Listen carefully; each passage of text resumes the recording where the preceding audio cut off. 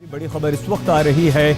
RSS प्रमुख मोहन भागवत की तरफ से यह खबर है। कोलकाता में मोहन भागवत ने धर्मांतरण पर बयान दिया है। धर्मांतरण पर बोले हैं आरएसएस प्रमुख मोहन भागवत। उन्होंने कहा कि धर्म परिवर्तन पर जो लोग भूले भटके चले गए हैं उनको वापस लाएंगे। जो भूले भटके चले गए उन्हें वापस लाएंगे। मोहन भागवत ने यह भी कहा कि जिन्हें ये पसंद नहीं है वो इसके खिलाफ कानून लाए। भागवत ने यह भी कहा कि हिंदू समाज अब जाग गया है और हिंदुओं को अब डरने की जरूरत नहीं। कोलकाता में संघ प्रमुख ने पाकिस्तान पर भी बयान दिया, लेकिन उससे पहले धर्मांतरण पर जो बयान दिया वो हम आपको दिखा रहे हैं। मोहन भागवत ने कहा कि जो भूले भटके चले गए हैं उन्हें वापस लाएंगे।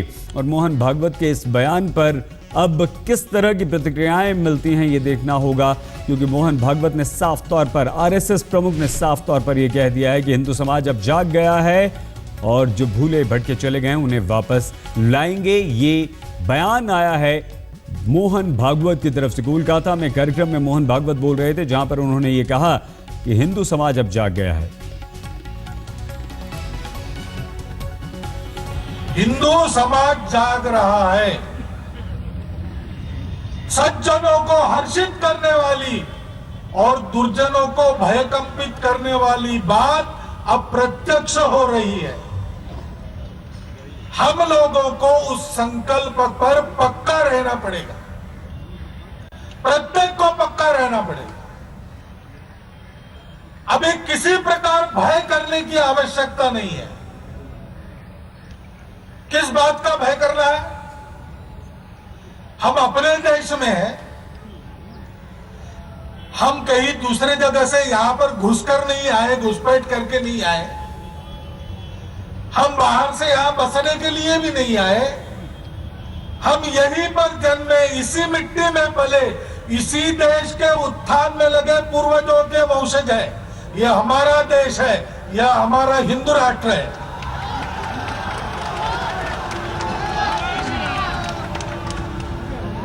हिंदू भागेगा नहीं। हिंदू अपनी भूमि, अपनी जगह छोड़ेगा नहीं। जो कुछ पहले की हमारी निद्रा के कारण गया है उसको वापस लाने का पुरुषार्थ अब हम करेंगे।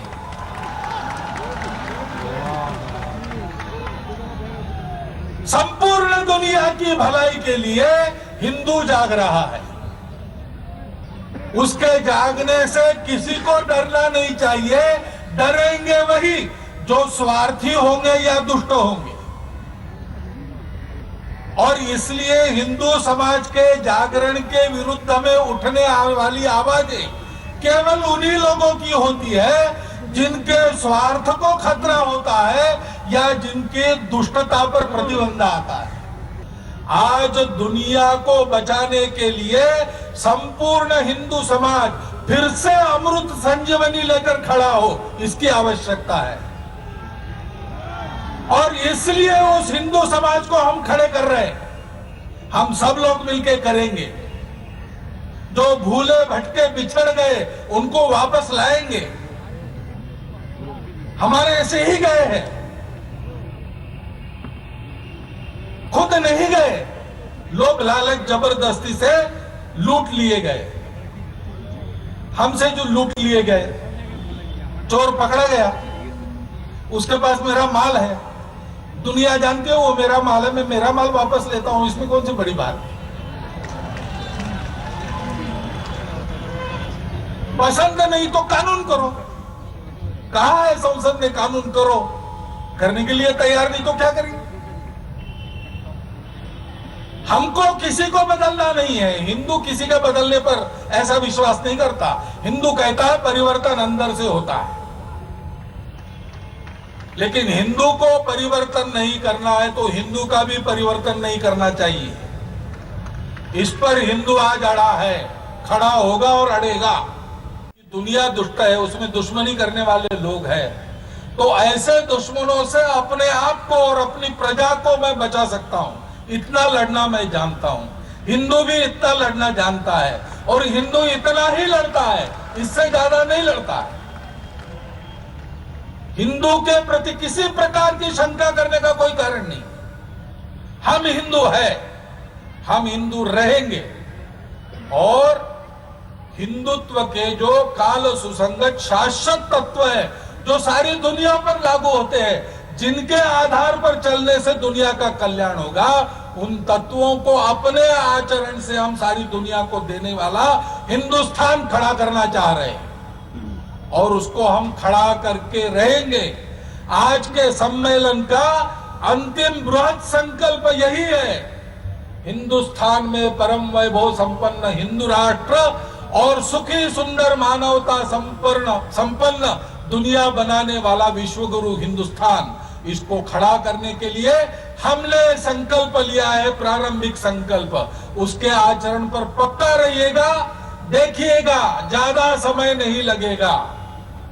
यहां बैठे हुए जवानों की जवानी पार होने के पहले जो परिवर्तन आप जीवन में चाहते हो, उस परिवर्तन को होता हुआ आप अपनी आंखों से देखोगे।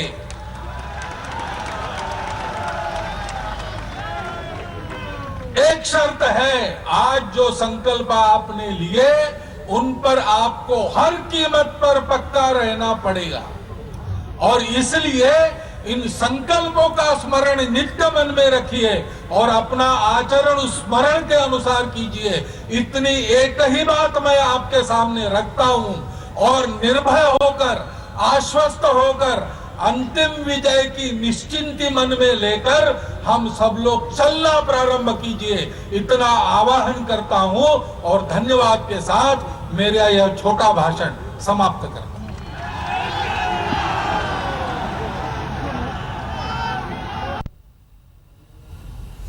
इंद्रजीत कुंडू हमारे संवाददाता कोलकाता से इस वक्त हमारे साथ हैं। जो मोहन भागवत इंद्रजीत कल तक कुछ बोलने को तैयार नहीं थे और कहते थे कि आधिकारिक लोग हैं धर्मांतरण पर बोलने के लिए, ये मेरा काम नहीं है, आज इतना खुलकर कैसे और क्या कुछ बोला उन्होंने? इंद्रजीत सर सही देखिए, ये वीएचपी का एक बहुत ही बड़ा रैली था, एक शो ऑफ स्ट्रेंथ था कोलकाता में। जिस तरह से हम देख रहे हैं बीजेपी को थोड़ा ग्राउंड दिख रहा है मिलने को पश्चिम बंगाल में, तो उस रिस्पेक्ट में ये एक बहुत ही बड़ा मैसिव शो ऑफ स्ट्रेंथ था। और इस मंच पर मोहन भागवत का ये इस तरह से खुले तरह से कहना और एकदम साफ कर देना कि विश्व हिंदू परिषद और आरएसएस का, संघ परिवार का क्या पॉइंट ऑफ व्यू है इस चीज पे। और उन्होंने ये भी कहा है कि जो रिलीजियस कन्वर्शन पे इतना बवाल मचा हुआ है, संसद में भी हम लोगों ने देखा कि किस तरह से विरोधियों ने सरकार को घेर लिया था इस इशू पे। उन्होंने क्लियरली ये स्टेट कर दिया कि जो उनका कहना है कि आरएसएस इसको देखती है कि जो हिंदुओं को दूसरे धर्म में कन्वर्ट कर लिया गया था, वो लोग भटक गए थे और इसीलिए इसको आरएसएस और वीएचपी दोनों इसको घर वापसी की तरह से देखती है और ये चलेगा। और उन लोगों का ओपन चैलेंज ये भी है पॉलिटिकल क्लास को, अगर उन लोगों को पसंद नहीं आता है तो कानून लाया जाए उसको रोकने के लिए, लेकिन जब तक कोई कानून नहीं आता वीएचपी और आरएसएस का ये मुकाम जारी रहेगा।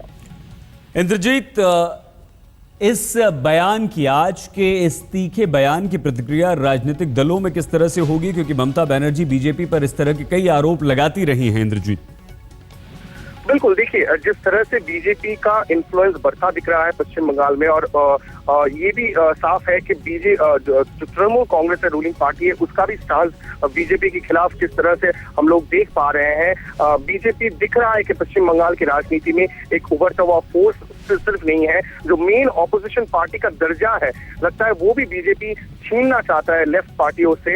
यहाँ पे एक पोलराइजेशन की राजनीति जो हो रही है, जो हिंदू वोट कंसोलिडेशन की बात हो रही थी, इस संदर्भ में ये इस तरह का बयान कोलकाता में आके देना बहुत ही महत्वपूर्ण है। तृणमूल की तरफ से शायद हम लोगों को कुछ देर में पता चलेगा किस तरह का रिएक्शन आएगा, लेकिन तृणमूल का स्टेटेड पोजीशन ये है कि जिस तरह से बीजेपी, आरएसएस या वीएचपी। इंद्रजीत, हम कुछ देर के लिए रोक रहे हैं आपको, दोबारा आएंगे।